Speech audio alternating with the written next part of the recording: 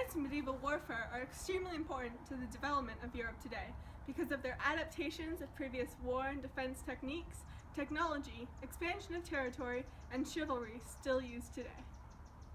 When you think of a knight, you usually visualize a strong, noble man who loves his chosen lady and would risk his life for her. And this is all true.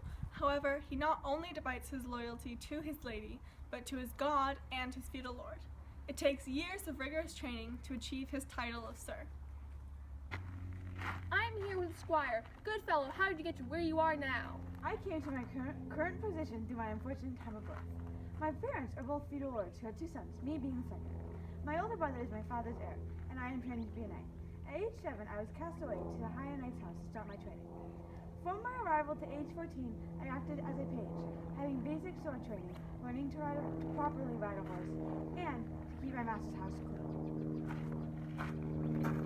As said in the book, The Order of Chivalry, by famous philosopher Raymond Lull, during medieval times, a noble man who loves the order of chivalry and will be a knight, to have first a master who is a knight, for thus it is a discoverable thing that a squire should learn the order and nobility from any other man than a knight.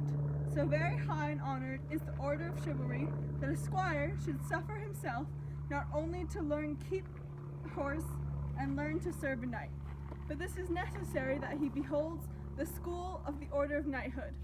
This shows that chivalry was important to knights and that they lived by this code, and chivalry was what made squires loyal to knights. Squires were devoted to the knights through anything that the knights required. But now, I'm a squire, and I'll be one until I'm 21, when I become a full-fledged knight. My current duties include becoming a skilled horse rider, tending to the horses, and turning into an able swordsman.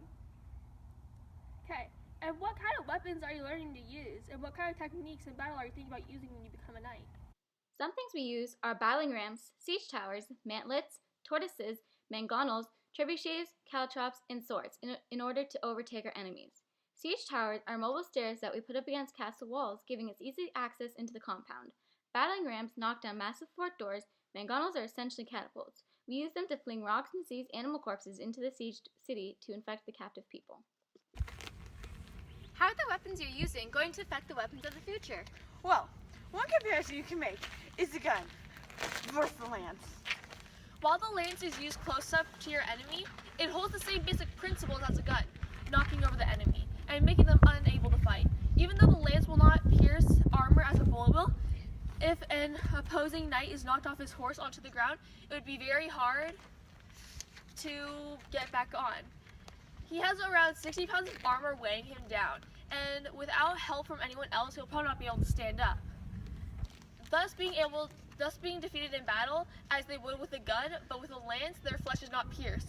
Changes include being able to do long-range fighting and be able to rapidly attack with a single weapon. The production of a gun influenced by the lance. Another comparison is a bow and arrow versus a missile. Missiles and bows and arrows are both long-distance projectiles. The bow and arrow is used by going behind a hill or on the plain of battle, shooting an arrow into the air and wreaking havoc on those that the arrow are flung upon. Sometimes the arrows would be set afire, leaving room for more damage to be done to the arrow's recipient by getting burned or caught aflame. Missiles share the same foundation, a long-distance projectile that will devastate the opponent.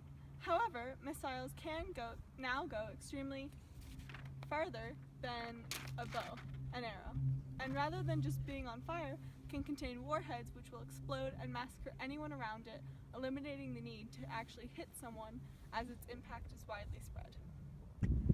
A final observation I have made is a master technique. Knights and medieval wargoers flung diseased bodies onto siege cities, making everyone sick and eventually all dead. These were the beginnings of biological warfare. Now people use things like mustard gas, which they could be dropped onto troops and force them to move as to avoid the contamination.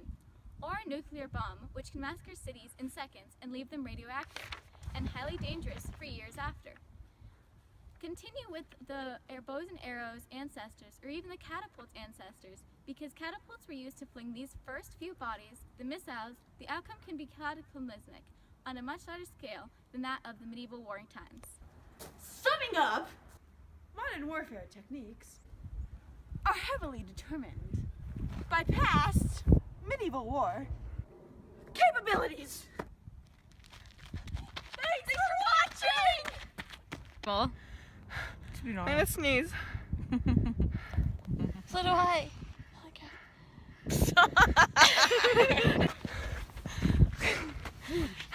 Imogen and Taylor show.